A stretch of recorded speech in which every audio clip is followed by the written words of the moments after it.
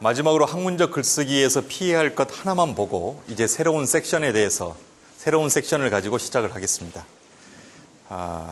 우선 학문적 글쓰기 논문 다른 글과 무엇이 다른가라는 주제로 출발했기 때문에 마침표를 찍는다라고 생각을 하시고 총정리된 느낌으로 한번 들어주시기 바랍니다. 우선 글이란 도대체 어떻게 쓰는 게 좋을까? 사실 여러분들이 글을 하나의 완결된 형태로 자꾸 써보지는 않았다 하더라도 부분적으로 그 글을 써야 되는 상황들은 굉장히 많을 겁니다. 하다못해 보고서 하나를 쓸 수도 있고 기한 하나를 올릴 수도 있지요. 어떤 형식이건 간에 글에 대한 원칙은 그것이 에세이건 혹은 다른 객관적인 형태의 논지, 논설문이건 간에 다 동일합니다. 다만 그것의 포맷만 조금씩 다르고 주관과 객관이 섞이는 정도의 차이만 있을 뿐이지 글을 쓸 때 지금 말씀드릴 원칙을 조금 준수해 주신다면 여러 가지 면에서 아마 도움이 많이 될 겁니다. 지금 첫 번째 보면 뭐라고 되어 있냐면요. 뒤에가 잘 안 보이실 수 있으니까 제가 읽어드리겠습니다. One sentence, one idea입니다. 센텐스는 문장이죠. 하나의 문장에 2개 이상의 생각을 다무리 하지 마십시오. 논문을 쓸 때 자꾸 이론적 프레임에 갇히고 또 앞서서 많은 레퍼런스 책을 하다 보면 거기에서 들었던 아이디어들 또는 컨셉이라고 하죠. 이론적 개념, 이론적 틀 안에 있는 개념들, 이 개념들을 뭔가 막 엮고 싶어가지고 자기도 모르게 문장이 길어지는 수가 있어요. 그래서 우리가 HWP나 MS 워드를 이용해서 글을 쓰게 될 때 막 3줄, 4줄, 5줄까지 한 문장이 가는 게 있습니다. 그렇죠. 그런데 본인은 다 이해할 수 있어요. 쓰는 사람. 근데 글을 읽는 사람, 즉 독자의 입장에서는 읽다가 낙오합니다. 이 개념이 막 꼬이기 시작하면 우리가 흔히 중문, 복문이라고 그러죠. 문장이 2개, 3개, 4개 접속사의 형태로 연결되어 가지고 계속 진행하다 보면 나중에는 혼동이 와가지고 이 사람이 도대체 무슨 말을 하려고 했는지를 다시 처음부터 복기해 가면서 읽어야 되는 상황이 생기는데 그런 상황이 되면 독자를 전혀 배려하지 않는 겁니다. 그리고 본인도 논문이 호흡이 긴 글이다 보니까 이야기하다가 자신의 생각을 놓쳐버리게 되는 실수들을 하게 되는데 그런 실수의 대표적인 전형이 one sentence, one idea를 놓치기 때문에 그렇습니다. 하나의 문장에는 반드시 하나의 생각만 담으라는 겁니다. 그걸 2개나 3개의 생각을 담아서 자꾸 이어붙이려고 하다 보면 놓치게 되는 게 너무 많다. one sentence, one idea가 가장 적절하게 활용되고 있는 글의 형태는 우리 사회에 나타나고 있는 것 중에서 신문 기사 같은 겁니다.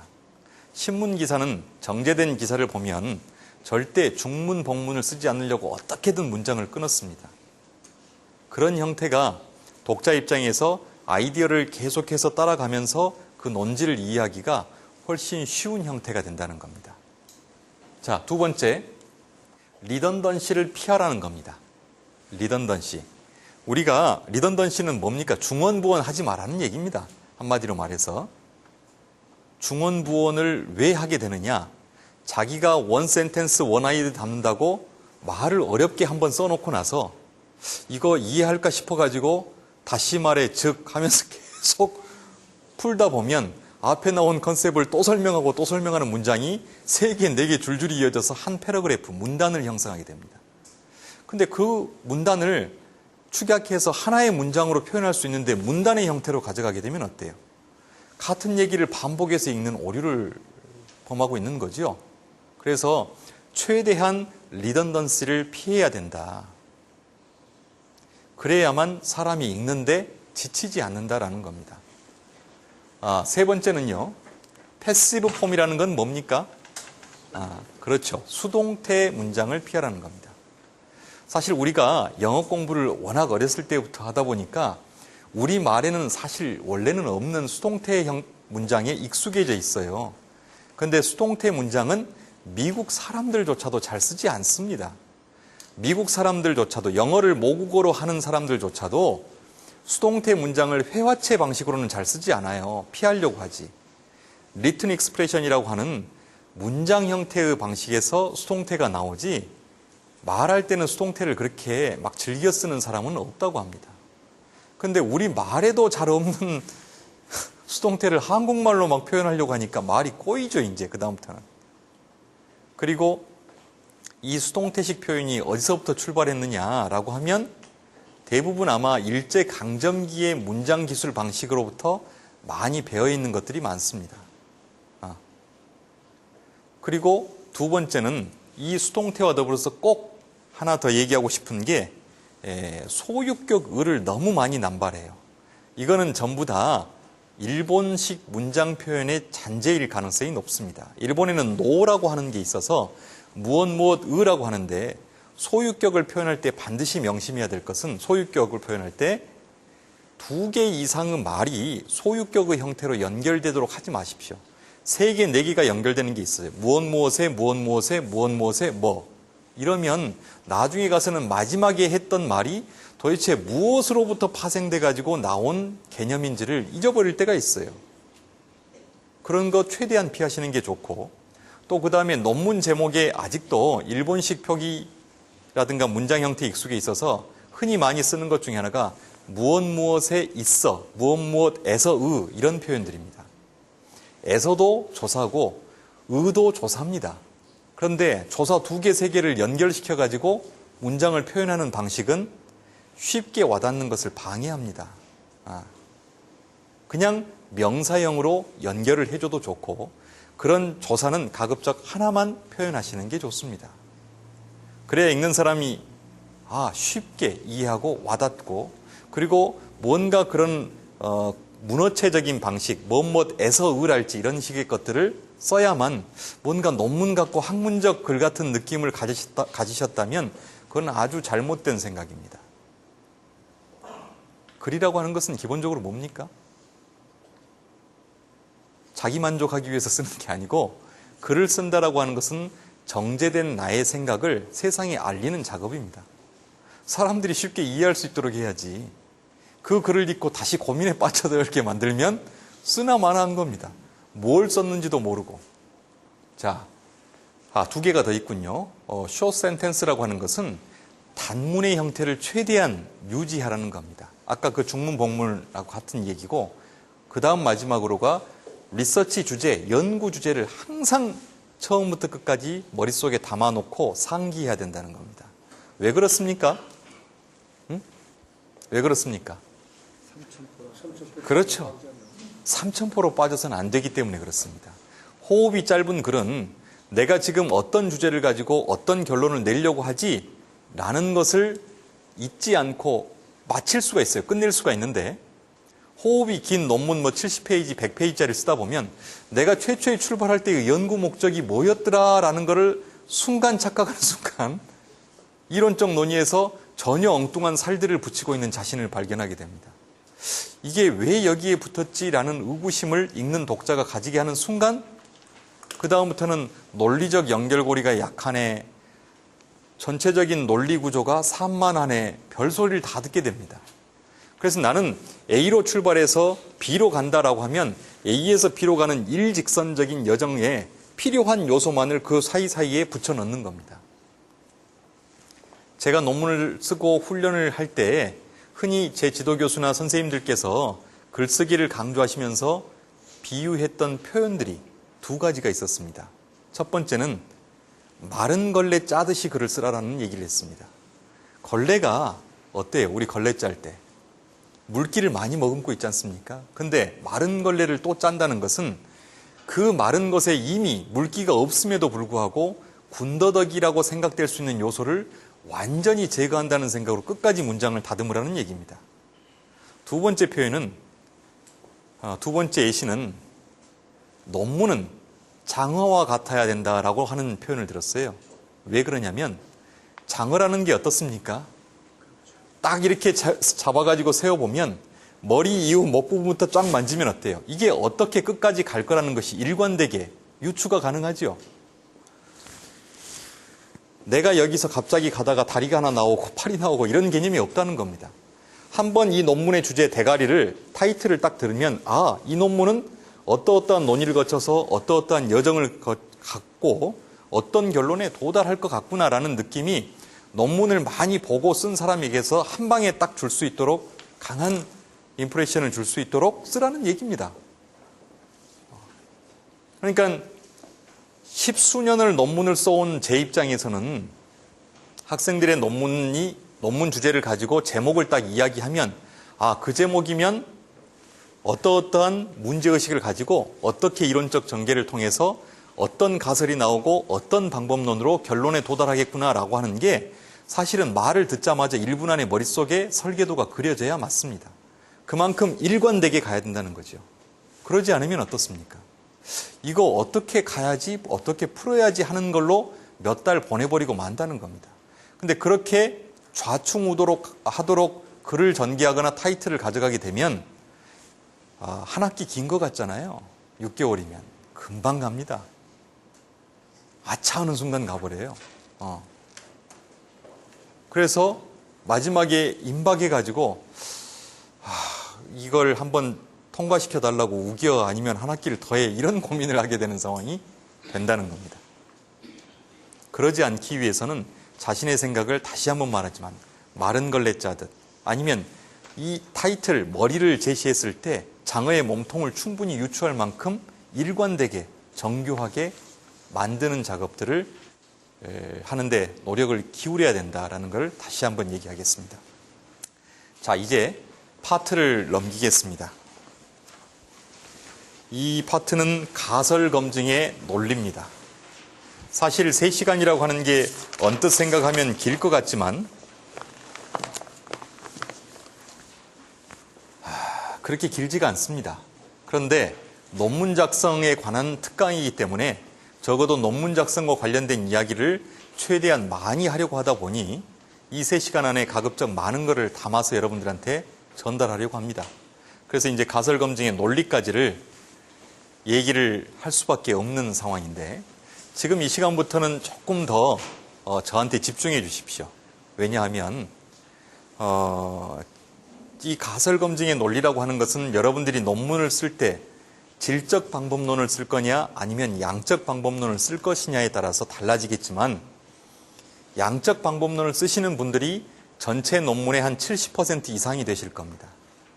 그러다 보면 반드시 알고 쓰시는 게 좋습니다. 저는 저희과 대학원생들에게 신입생들 또는 재학생들 중에서 제 연구조사 방법론을 듣는 학생들이 오면 이 과정을 조금 구체화시켜서 많이 가르치는 편입니다. 왜 그러냐면 사실 이 영역은 통계 영역입니다.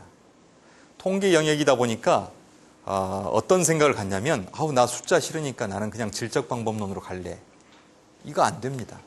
왜 안 되냐면 내가 질적 방법론으로 논문을 쓸 수는 있습니다. 하지만 레퍼런스 체크를 하기 위해서 선행 연구를 볼 때 이미 나와 있는 논문의 70% 이상이 양적 논문입니다. 남의 논문을 이해할 수 없게 되는 겁니다. 남이 쓴 논문을 내가 해독을 못하면 어떻게 인용하겠습니까?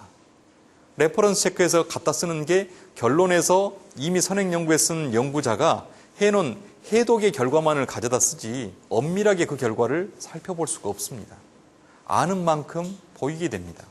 그래서 통계 패키지를 통해서 간단히 가설 검증을 할 수도 있지만 그 가설 검증의 논리적 과정을 이해하고 있는 사람은 동일한 숫자 하나여도 그 숫자에 대한 해석을 훨씬 더 풍부하고 깊게 가져갈 수가 있습니다.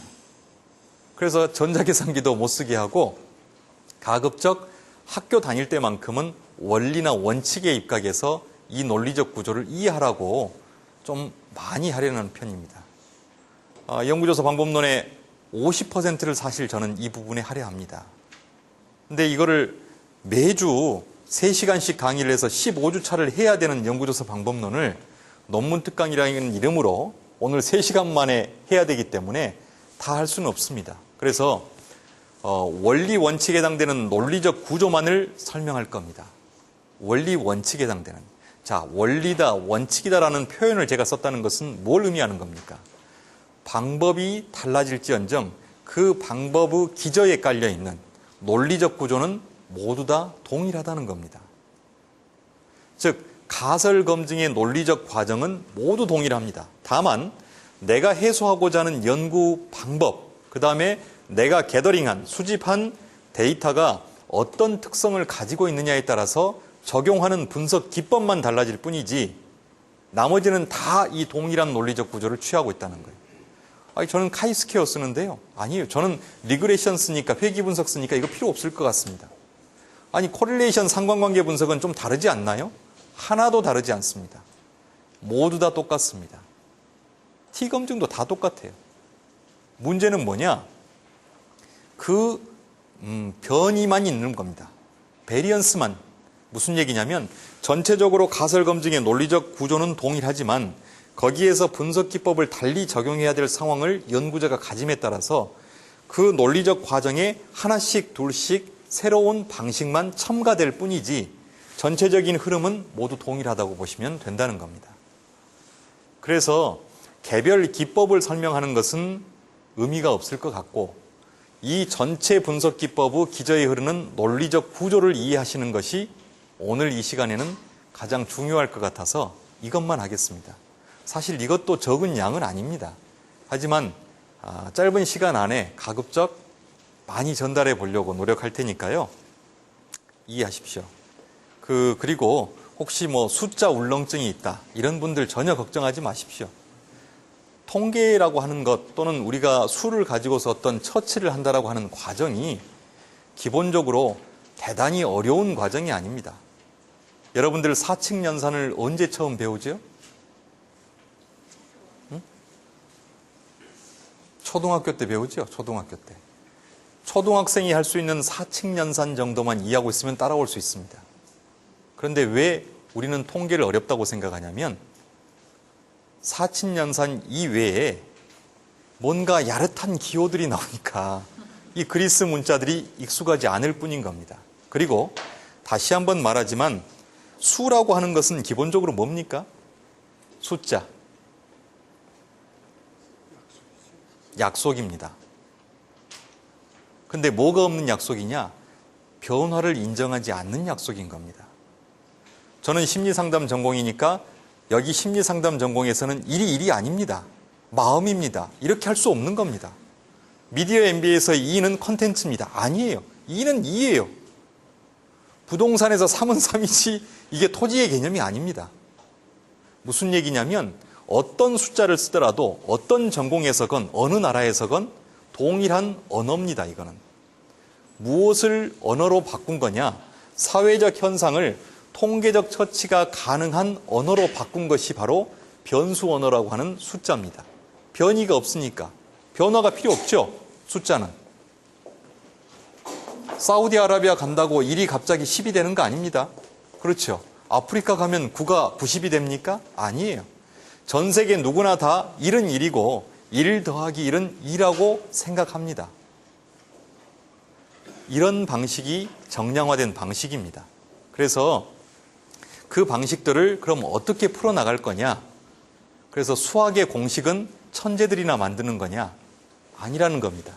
수학의 공식은 지금 저하고 여러분들이 나누고 있는 이 논리적 과정의 연장선상에 있고 이 논리적인 과정을 뭘로 표현한 거죠?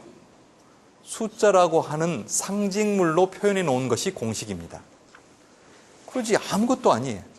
그러니까 숫자 울렁증을 전혀 생각지 마시고 또 더불어서 숫자에 대한 불편한 마음도 해소하십시오.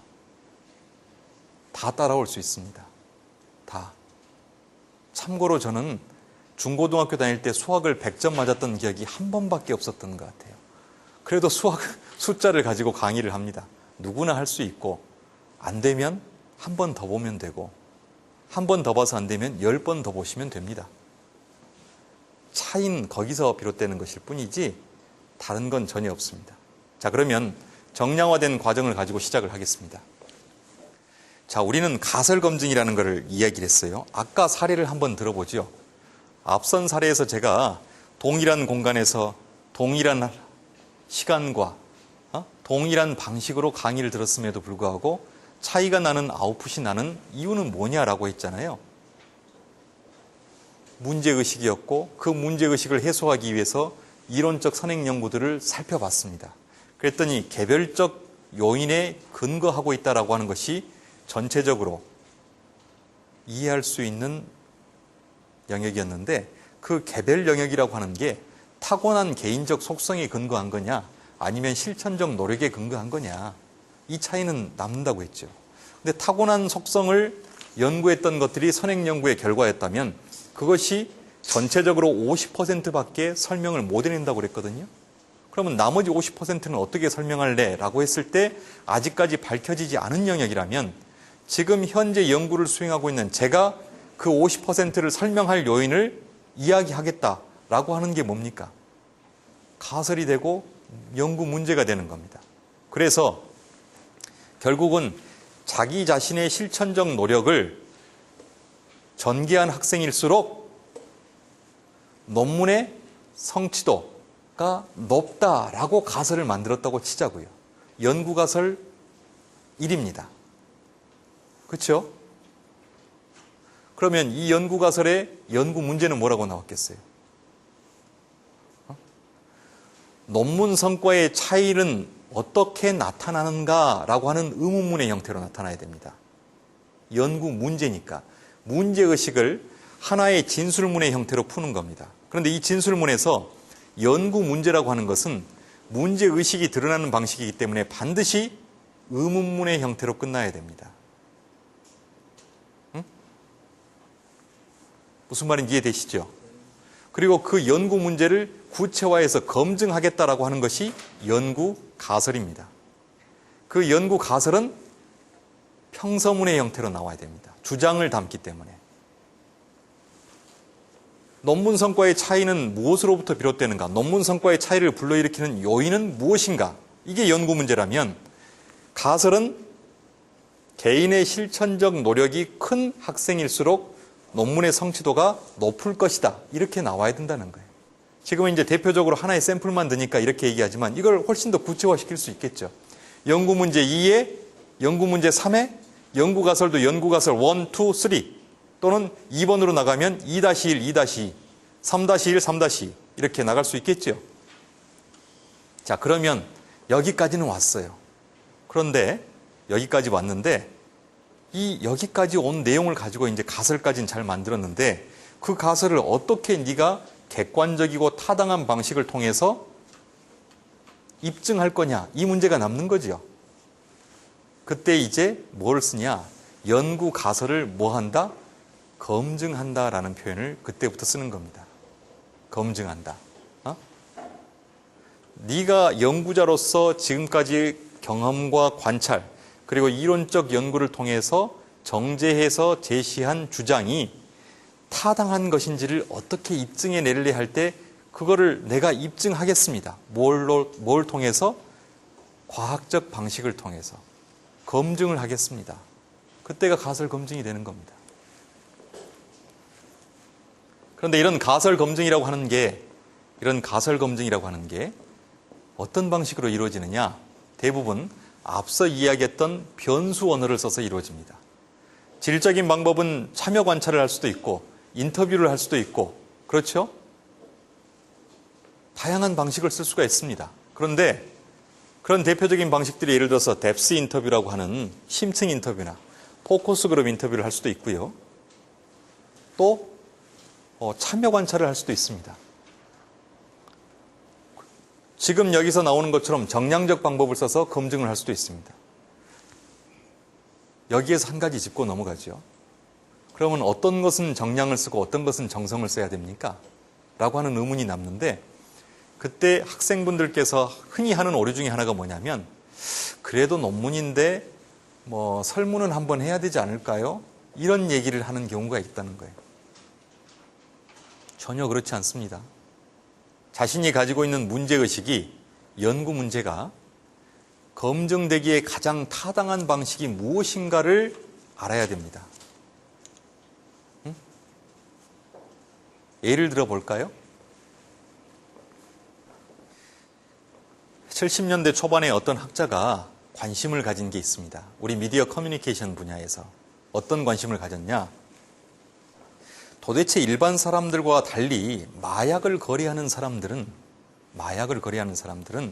어떤 커뮤니케이션 네트워크를 가지고 자신들이 수익을 극대화하는 방식을 취할까?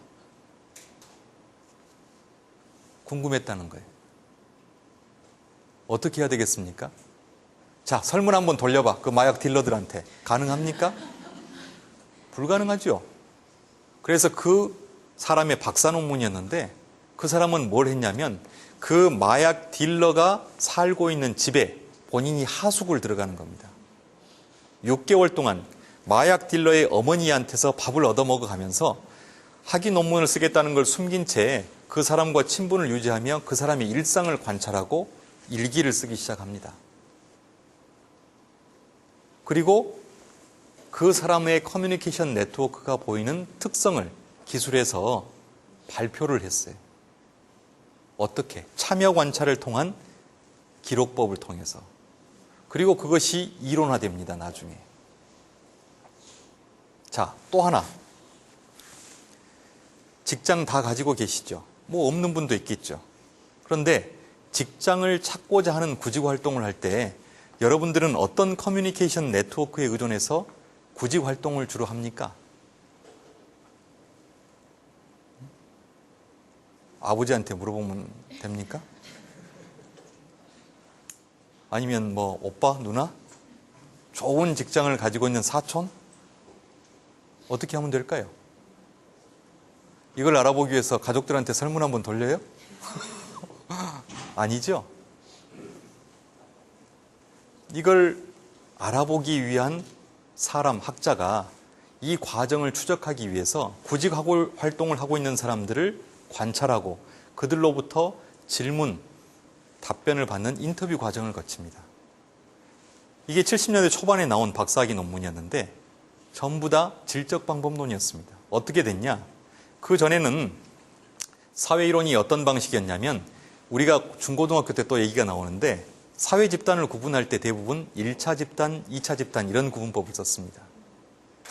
그리고 1차 집단은 어떤 집단이죠? 그렇죠. 가족과 같은 끈끈한 강한 연대, 스트롱 타이를 가지고 있는 집단들입니다. 2차 집단은 사회적 관계를 통해서 피상적으로 엮이는 관계들입니다. 약한 연대, 위크 타입니다. 그 전까지는 어떤 생각이 강했냐면 학계에 강한 연대를 통해서 자신의 개인적인 일을 해결하려는 경향이 사람은 굉장히 강하기 때문에 강한 연대를 어떻게 핸들링하느냐에 따라서 전체적인 의식, 사회적 행위가 달라질 수 있다는 데 초점을 많이 맞췄어요. 그런데 구직이라고 하는 것은 굉장히 중요한 일이죠. 당연히 그전 이론으로는 강한 연대인 가족들을 통해서 구직 활동을 적극적으로 전개할 걸로 생각했는데 이 사람이 관찰을 해보니 그렇지가 않더라는 겁니다. 약한 연대를 이용해서 오히려 구직 활동을 훨씬 더 많이 한다는 거예요. 그 이유가 뭘까요? 맞습니다. 강한 연대의 사람은 자원을 같이 공유하고 있을 가능성이 높습니다. 내 가족들은 내가 알고 있는 것만큼밖에 모른다는 얘기입니다.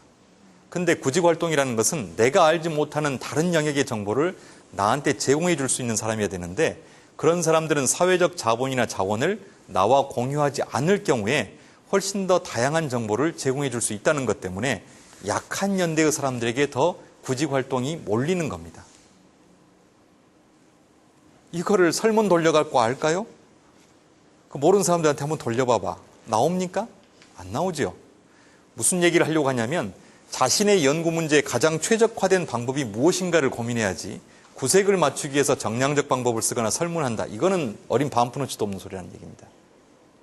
을에 연구계획서 짜오라고 그러면 설문을 을에 딱 넣어가지고 오는데 이게 왜 필요한지를 설명해내지 못하면 무용지물인 방법론입니다. 무용지물인. 반면 실험 연구를 해야 되거나 아니면 서베이가 필요한 연구들이 태반입니다. 왜? 어떤 경우에 그러냐? 대부분 정량화된 지표로 내가 모수, 전체 내가 조사하고 싶은 집단 전체를 조사하지 못할 때 표본만을 추출해가지고 그들의 특성을 아주 정교하게 모듈화시키고 싶은 욕구가 강할 때는 정량적 방법을 씁니다. 방금 얘기했던 것처럼 아니 왜 대학원생들이 똑같은 공간에서 똑같은 선생한테 강의를 다 들었는데 학위 논문의 퍼포먼스가 이렇게 성취도가 차이가 나는 거야? 여기 있는 사람만 딱 인터뷰해가지고 끝내면 됩니까? 왜 안 되죠? 대한민국에 대학원생이 10,000명이 넘는데 그 대학원생들을 여기 있는 분들이 다 대표합니까? 못할 뿐더러 인터뷰를 통해서 밝혀낼 수 있다고 하는 것 자체가 한계가 있을 겁니다. 그리고 제가 세웠던 방금 그 가설, 실천적 노력의 여부를 가지고서 판단할 수 있는 가설은 분명히 인과성을 나타내고 있습니다. 그렇죠? 실천적 노력이 집중되어 있는 학생일수록, 실천적 노력을 많이 하는 학생일수록 나중에 학위 논문의 성과가 좋을 것이다 라고 하는 것은 실천적 노력은 어떤 겁니까? 원인에 해당되는 거고, 학위 논문의 퍼포먼스, 성취도라고 하는 것은 어떤 겁니까? 결과에 해당됩니다.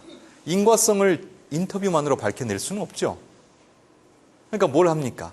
그 인과성을 검증해야 될 처치를 해주고 그 처치의 결과를 객관적으로 보여줘야 됩니다. 그게 뭐죠? 이제 통계적 처치가 들어가야 된다는 거죠. 그래서 가설 검증을 하는 겁니다. 문제는 전체를 조사할 수 없기 때문에 대한민국 10,000여 명에 해당되는 대학원생들이 있다라고 가정한다면 제가 대규모 연구진을 이끌고 있어서 10,000명 다 조사해와 하면 좋지만 없잖아요. 그래서 표본, 샘플이라는 것을 뽑기 시작합니다. 표본. 이 샘플을 뽑기 시작했을 때 가장 중요한 것은 뭐냐? 바로 그 표본이 얼마나 내가 조사하고 싶은 10,000여 명의 대학원생들을 적절하게 대표하고 있는가를 밝혀내는 겁니다. 10,000명 중에서 대학원생 분포가 다양하겠죠. 20대 후반의 대학원생부터 60대, 70대의 대학원생까지 있는데 그 각각의 대학원생들이 다 특성이 골고루 드러나도록 표본이 구성돼야지 20대 후반의 대학원생들만 한 200명 뽑아가지고 딱 조사하면 30대, 40대, 50대 이상은 어떻게 되는 겁니까? 전혀 다른 방식을 쓰고 있는데도 파악을 못할 수가 있죠. 그래서 대학원생의 분포를 고려해서 그들을 잘 대표할 수 있다고 생각하는 표본을 뽑아가지고 그 표본들을 통해서 처치를 가한 다음에 설문조사를 해가지고 그 데이터, 게더링된 데이터를 분석하는 겁니다. 응? 분석하는 거예요. 근데 그 분석하는 과정에 우리는 어떤 수학적 과정을 접목시키는 겁니까? 흔히 말하는 통계, 스태티스틱스라고 하는 통계학을 적용시킵니다. 왜 통계를 적용시키는 겁니까? 하고 많은 수학 중에. 그거 미분적분으로 안 될까요? 기호학으로 하면 안 됩니까? 근데 하고 많은 수학의 이론적 영역 중에 왜 통계를 적용하는 겁니까? 응? 왜 그럴까요? 현상에 대한 대표성. 그것도 충분한 이유가 될 수 있겠죠. 예? 그럼 다른 수학적 이론은 주관적인가요? 일단은 실천된 데이터를 기반으로 객관적으로 볼 수 있는데 만약에 통계적인 게 아니라 일반적인 수학을 적용하게 되면 그 적용하는 사람이 개개인의 마음대로 좀 변화가 가능한 부분이 있기 때문에 객관성이 좀 떨어진다고 아주 다르지는 않는데요. 조금 더 다른 대답을 저는 원하고 있어서 한 번 더 들어보겠습니다. 네? 그게 이거라고 할 수 없기 때문에 확률적 근거에 의해서 어느 정도의 신뢰? 바로 이겁니다. 여러분들 기상청에서 날씨 발표하죠. 날씨 발표를 신뢰하죠. 하지만 그 신뢰도가 100%입니까? 자, 그러면 예를 한번 들어보겠습니다. 제가 여기 있는 학생한테 지금 이게 레이저 포인터입니다. 그렇죠? 이걸 갑자기 이렇게 툭 던지면 어떠겠습니까? 반응이 뭐야 하고 뒤로 물러나겠죠. 근데 그런 반응이 95명은 나오는데 너무 과감해가지고 덥석 잡아버린 사람이 나왔다 치자고요. 이거 어떻게 설명해야 됩니까? 무슨 얘기냐면 자신의 주장을 근거를 가지고 제시할 때 내가 오류를 안고 있을 가능성을 포함시킨 상태에서 자신의 주장과 논거를 펼 수 있는 방식이 확률적 방식이 유리하기 때문입니다. 100%를 설명해내는 건 없다는 겁니다. 의학에서 지금 현재 현대의학이 정복했다고 하는 대표적인 질병이 뭡니까? 현재까지는 암? 암이면 좀 센데. 예전에는 암이면 무조건 죽었다고 했는데 네, 네. 최근에 이제 조직을 통한 암들은 거의 완치율이 90% 이상이 가깝기 네. 때문에 정복했다라고 하기는 어렵지만 그래도 이제 많이 정복해가게 된 과정이다라고. 지금 이 말에 다 포함하고 있습니다. 사실 암은 좀 세게 나왔지만 예를 들어서 폐렴 정복했다고 그러죠.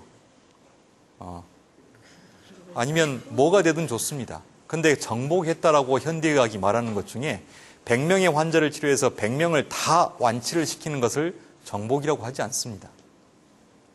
100명 중에 95명 정도를 완치하면 이제 이 정도의 변이는 우리가 감당할 수 있기 때문에 감당할 수 있는 것으로 보고 현대의학이 A라는 질병을 정복했다라고 표현을 그때부터 합니다.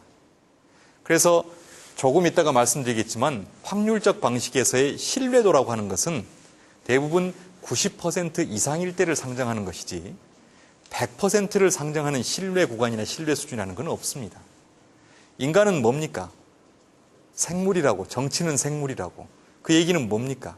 살아있기 때문에 저 생물이 어떤 반응을 보일지를 100% 예측하는 것은 불가능하다는 측면에서 변수를 이해하고 설명해내죠. 똑같습니다. 사람의 행동이 다양하다 하는데 그 다양함 속에서도 뭐가 있는 겁니까? 패턴이라는 게 있습니다. 그 패턴을 자기의 진술면의 형태로 가설 검증해서 밝혀내는 것이 바로 뭐다? 연구 가설이라는 겁니다. 그래서 그 가설을 입증해내는 과정, 즉 통계적 처치 과정이 가설 검증의 논리적 구조를 형성합니다. 자, 지금까지 한 얘기를 정리해 보겠습니다. 첫째, 모집단에 대한 가설을 설정하는 거죠. 그랬죠?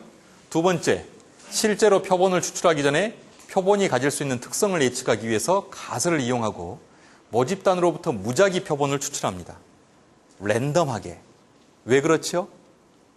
최대한 랜덤하게 해야 샘플, 표본의 대표성을 확보할 수 있다라고 생각하기 때문에 그렇습니다.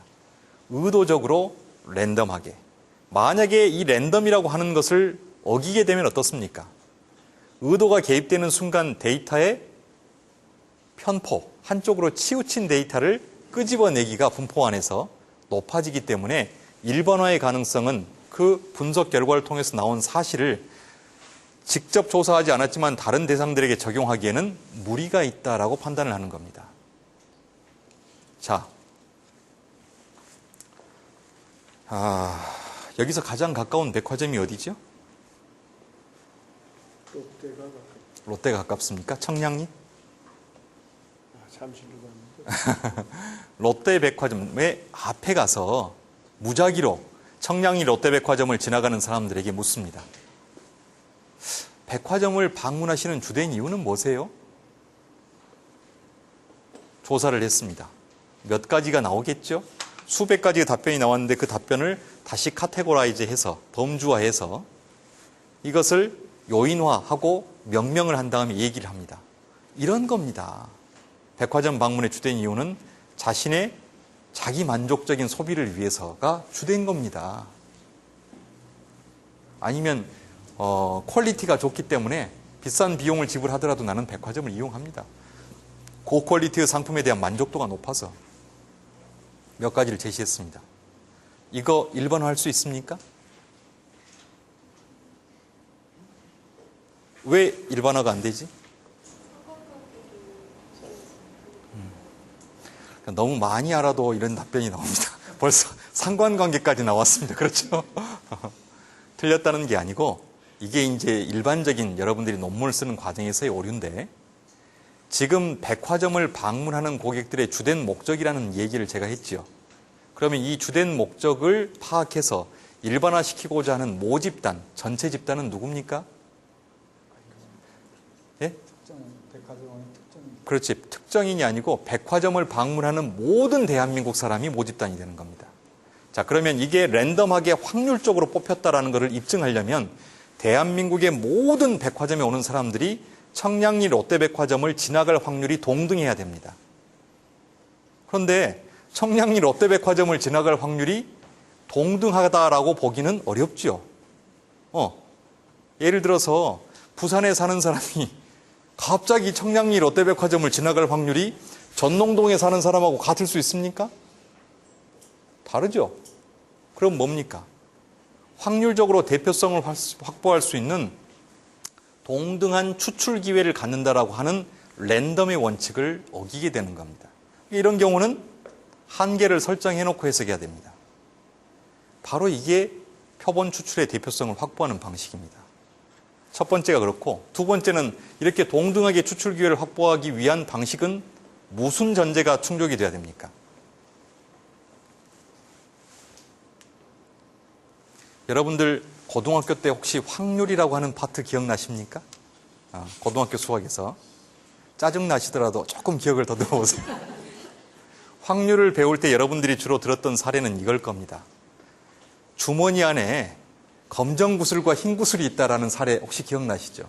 두 번째 사례는 여러분들 카드가 있는데 52장의 카드, 그 중에서 뭐 스페이드니 하트니 이런 카드를 뽑았을 때 이 카드가 뽑힐 확률을 묻습니다. 그렇죠? 대부분 카드 아니면 주머니 안에 구슬이었을 겁니다. 그런데 그 기억을 떠올리면서 제 얘기를 들어보세요. 주머니 안에 구슬이 100개가 있습니다. 그런데 100개 중에 50개의 검정 구슬과 50개의 흰 구슬이 있습니다. 제가 한번 손을 쑥 넣어가지고 구슬을 하나 뽑았는데 흰 구슬이 뽑힐 확률은 몇 프로죠? 50%입니다. 100개 중에 50개가 흰 구슬이니까. 그러면 두 번째로 손을 쑥 넣어가지고 뽑았을 때도 50%가 되어야만 동등하게 추출할 기회가 되는 거죠. 그런데 제가 실수로 한번 쑥 넣어가지고 흰 구슬을 뽑아놓고 이제 뽑았으니까 옆에 놔두고 다시 넣어서 흰 구슬을 딱 뽑을 확률이 또 50%라고 얘기할 수 있습니까? 왜? 흰 구슬은 49개로 줄어들었기 때문에 그렇습니다. 그러면 이 뽑았던 흰 구슬을 다시 집어넣어야 똑같은 50%의 확률로 뽑히는 거죠. 그래서 이걸 복원 추출이라고 그럽니다. 이 복원 추출 방식을 써야만 랜덤의 원칙을 지키는 게 됩니다. 그 원칙을 수립한 가운데서 이제 우리는 처치를 가했다라고 생각을 하는 거죠. 실험으로 치면 트리트먼트. 어떻게 처치를 가하는 겁니까? 오늘 이 시간에 여기에서 논문 특강을 들었던 학생들이 저한테 강의를 들었다는 행위 자체가 이미 실험으로 치면 자극을 받은 겁니다. 처치를 받은 거예요. 그리고 나서 이 학생들이 한 학기 후에 논문을 쓸 때의 퍼포먼스를 측정하는 겁니다. 자, 이게 다른 겁니다. 실험실 연구와 자연 상태에서 사회과학이 측정하는 방식은 이런 겁니다. 의도적으로 실험실에 사람을 가둬놓고 자극을 주고 자극의 결과를 측정할 수 있습니다. 사회과학의 모든 분야가 실험 연구를 하니까. 그렇죠? 그런데 이렇게 실험을 하지 않고 자연 상태에서 자극을 자연스럽게 받게 하고 그리고 그 사람들로부터 처치의 효과를 측정해낼 때 뭘로 측정하죠? 설문지로 측정을 합니다. 보통은 셀프 리포팅 방식이라서 자기 기입식 방식을 통해서 측정합니다. 앞서 제가 얘기했던 것처럼 이런 엄밀성을 다 갖추지 않으면 롯데백화점에서 또는 뭐 예를 들어서 방송가가 여의도에 많이 있으니까 신촌 현대백화점 앞에서 백화점 지나가는 사람 몇 명 측정하고 명동에서 자 붙여보세요 해서 이렇게 찍어가지고 일반화시킨다. 이건 방송 예능 프로그램에서나 가능한 방식입니다. 아무도 신뢰하지 않고 그걸 기반으로 아무도 정책적 시사점을 쏟아내지 않습니다. 그냥 재미로 하는 겁니다. 그러니까 그런 정도의 표본 추출과 검증 방식은 학문적 영역에서는 일절 인정도 하지 않고 거들떠도 보지도 않는 방식이고 이런 엄밀성을 갖추고 시작한다면 다르겠죠. 자, 그래서 그 가설을 입증하기 위한 표본 추출의 과정이 끝나면 이런 프로세스를 거쳐서 검증을 합니다. 검증을 할 때는 이제 수학적 과정이 좀 들어가는 거죠. 그걸 살짝 설명하겠습니다. 자, 보시면 그래프가 나옵니다. 지금 여기에서 이제 그래프를 본 이유는 뭐냐면, 이제 그래프가 나오면 자꾸 이제 깝깝해지는 상황들이 생기는 느낌이 있는데 전혀 그렇지 않습니다. 그래프를 왜 내는가를 우리가 먼저 생각해 보면 아무것도 아닙니다. 그래프라는 것은 뭡니까? 빈도를 측정해서 그 결과를 선으로 연결시켜 놓은 게 대부분 그래프입니다. 자, 빈도라고 하는 것은 확률에서 어떤 개념이냐면 전체 안에서 특정 사안이 발생할 수 있는 확률입니다. 그렇죠? 주사위가 있습니다. 주사위를 딱 던졌는데 1이 나올 확률은 6분의 1입니다. 그런데 한 번 딱 던지면 6분의 1이지만 주사위를 10번을 던집니다. 그러면 그 중에는 어떻습니까? 1이 한 번 나올 수도 있고 2가 3번 나올 수도 있고 6이 5번이 나올 수도 있습니다. 그러면 5, 3, 1이라고 하는 것은 어떤 의미입니까? 전체 시행 횟수 중에서 특정 숫자가 나왔던 빈도입니다. 그 빈도를 전체로 나눠보면 그게 확률이 됩니다. 그런데 주사위를 던졌을 때 1이 나올 확률을 우리는 주저없이 6분의 1입니다 라고 얘기하는 것은 내가 10번 던져봤는데 1이 절대 6분의 1만 나오지 않더라. 6분의 3이 나왔어. 이러니까 주사위를 던져서 1이 나올 확률은 6분의 1이 아니야. 그거 틀렸어. 라고 얘기하는 것은 뭡니까? 지극히 제한된 시행 횟수만을 가지고 있기 때문에 그렇고 무한히 반복했을 때 6분의 1이 나온다는 겁니다. 여기서 갬블러의 오류가 나오는 겁니다. 고스톱 치세요? 저는 군대 가서 고스톱을 배웠습니다. 선임들한테. 날 세는 줄 모르고 쳤어요. 병장 말년에. 그 이후로는 지금은 명절 때 장인으로 신청할 때만 칩니다. 1년에 2번. 추석 때하고 설 때. 근데 지금까지 못 배운 것 중에 하나가 카드를 제가 못 쳐요. 모르겠더라고요. 일단 방법을 배우고 누구하고 같이 할 일도 별로 없고. 그런데 카드를 좋아하시는 분들 완전히 뽕 빠져 살잖아요. 이 카드를 가지고서 뭐 여러 가지 놀이를 하는데 이 카드 하시는 분들 또는 고스톱 치시는 분들의 특징이 있습니다. 한 2시간 했어요. 2시간 동안 고스톱을 쳤더니 5명이 이렇게 앉아서 치셨는데 여기 이 친구가 전체 판돈에서 한 3분의 1을 가져갔습니다. 나머지는 본전인 사람도 있고 20%만 딴 사람도 있고 이런 사람도 한 2명 있어요. 근데 이런 사람들의 특징을 보면 어때요? 절대 이 판이 깨지지 않게 하기 위해서 분위기를 마구 뒀습니다. 계속 가야 되니까. 근데 이런 사람들의 머릿속에는 어떤 생각이 있냐면 어설픈 확률 이론이 들어있습니다. 이제 고스톱 한 2시간 쳤으니까 1시간 정도만 더 치면 행운의 여신이 나한테 이제 웃어줄 때가 됐으니까 조금 더 버티면 다시 내가 반가이 할 수 있다. 그렇습니까? 그래요? 그건 정말 선무당이 사람 잡는 겁니다. 무슨 얘기냐면 만약에 카드를 가지고 얘기했을 때 52장의 카드 중에서 6장이나 7장을 가져간다고 치자고요. 컨비네이션이 어떻게 됩니까? 52장의 카드 중에서 나한테 6장이 올 수 있는 경우의 수는 52 컨비네이션 6입니다. 경우의 수가 몇 개나 돼요? 셀 수도 없을 정도로 많아요. 그러면 그걸 다 카드를 해야 동등하게 이 판돈이 n분의 1이 되는 겁니다. 그렇죠? 근데 한 2시간 치고 제가 볼 땐 한 10년 쳐야 그게 n분의 1이 되는데 한 2시간 치고 이제 나한테 행운의 여신이 올 거라고 굳은 믿음을 가지고 판을 안 끼려고 하는 거죠. 그러다가 거덜나는 겁니다.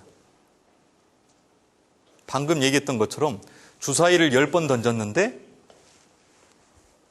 1이 나올 확률이 6분의 1인데 1이 3번 나와버렸으니까 6분의 3이다라고 그 과거의 확률 이론은 틀렸다라고 말하면 그것과 똑같은 오류입니다. 그걸 갬블러의 오류라고 그럽니다. 도박꾼의 오류. 그래서 흔히 도박하시는 분들이 못 빠져나옵니다. 돈 잃고 본전 생각이 나서 조금 더 버티면 된다는 생각 때문에 자꾸 자기 자본을 더 투입하다가 끝나는 거죠. 응? 그래요, 안 그래요? 배가 맛이 나네. 배가 맛이 그런 생각들 때문에 못 일어나는 겁니다. 그러니까 확률 이론이라고 하는 것도 그런 건데, 자, 여기서 얘기하고자 하는 것은 뭐냐면 이거를 자꾸 무한히 반복한다라고 하는 것을 머릿속에 두시라는 겁니다. 무한히 반복하면 어떤 행위든 간에 뭐에 가까워져 온다? 정규분포에 가까워져 온다. 지금 이 그림은 뭐냐면요. 지금 이제 이 속의 숫자는 잊어버리십시오. 이 그래프의 모양을 우리는 많이 배웠습니다. 고등학교 때. 뭐라고 배웠냐? 정규분포라고. 분포라는 말은 알죠? 어떻게 흩어져 가지고 위치를 자리 잡고 있다는 게 분포인데 그 앞에 정규라는 말이 들어갔습니다. 정규라는 말을 레귤러라는 표현을 쓰지 않고 영어로는 노멀이라고 합니다. 노멀이라고 하는 뜻은 뭡니까? 정상적이라는 겁니다. 그렇죠? 근데 왜 정상이라는 말이 붙었을까를 생각해 봐야죠. 그것은 바로 어떤 일이건 간에 그 일을 무한히 반복하면 정상이라고 생각하는 저런 분포의 모양을 무조건 띠게 되어 있다라는 겁니다. 어떤 거는 많고 어떤 것은 적고 하는 행위들이 하나하나 모여서 빈도가 모여서 연결하면 저런 곡선의 모양을 띈다는 거죠. 자, 이 얘기는 뭐냐? 우리가 생각하는 것보다 모수는 굉장히 많고 그런 모수들이 하나하나 발생 확률을 모아가지고 선을 그어놓으면 저런 분포를 띈다라는 거예요. 근데 여기에는 한 가지 정리라고 하는 것을 이해해야 되는데 아마 여러분들 학과에 가서 방법론을 배울 때 제가 저한테 용어만 듣고 나중에 구체적인 건 배우십시오만은 중심극한 정리라고 하는 게 있습니다. 이런 얘기가 나오면 살짝 짜증나죠. 무슨 얘기냐면 기본적으로 표본의 수가 30 이상이 되면 급속도로 그 표본의 빈도, 발생 확률은 정규분포에 가까워져 온다라는 정리가 있습니다. 그 얘기는 뭐냐? 표본수가 30 이상만 되면 정규분포를 가정할 수 있기 때문에 정규분포의 특성을 이용해서 당신이 가설검증을 할 수 있다라는 얘기입니다. 자, 이 얘기는 이제 적용을 해보면 자, 원래 모집단이라는 게 이렇게 있는데 정규분포를 띄는 집단이 있는데 여기에다가 뭘 하는 겁니까? 트리트먼트, 처치를 가하는 겁니다. 여기서 처치는 조금 전에 사료 들어보면 교수의 논문 특강을 듣는 게 처치가 되는 거죠. 지금처럼 하면. 그리고 그 처치 이후에 또는 논문 특강을 듣고 실천적 노력을 했다라고 하는 행위가 처치에 해당되겠죠. 그리고 처치 이후에 다시 성과를 측정해 보는 겁니다. 근데 그게 어차피 정규분포를 띄겠지만 정규분포의 값이 통계적으로 봤을 때 아주 유의미하다라고 싶을 정도로 이동을 시켰는가를 확인하는 작업이 가설검증의 논리구조입니다. 예를 들어서 논문 특강을 듣고 실천적 노력을 하지 않았으면 이 상태의 정규분포가 그대로 이렇게 가가지고 이 모양 그대로 나올 텐데 특정 처치를 가했더니 성취도 점수가 한결 더 높아졌다. 그러면 어떻습니까? 이 실천적 노력의 효과가 분명히 영향을 줬다라고 우리는 판단할 수 있다는 거죠. 그렇죠? 그러면 이 처치의 결과를 어떻게 판단하느냐? 한 5%만 상승해도 우리가 효과가 있다라고 얘기할까요? 한 10% 상승하면 그거 좀 너무 낮지 않아? 한 50%는 돼야 우리가 영향이라는 얘기를 할 수 있지 않을까? 이런 얘기를 할 수 있죠. 그러면 엿장수 마음이게요? 아니, 내가 이거 가설 채택됐어. 좀 편하게 가지. 3% 상승했으니까 이건 땡. 효과 이쯤 됐습니다. 이렇게 할까요? 그러지 않습니다. 학문적인 엄밀성은 자신이 틀렸을 가능성을 먼저 가정합니다.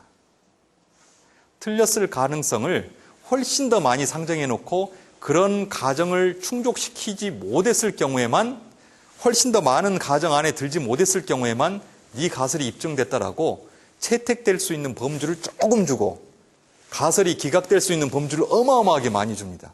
근데 이 어마어마하게 많은 범주를 벗어나서 이 조그맣게 줬던 채택률 안에 들어가면 그때서야 가설이 채택됐다고 얘기합니다. 그 얘기는 훨씬 더 엄밀하게 가야 된다는 의미죠.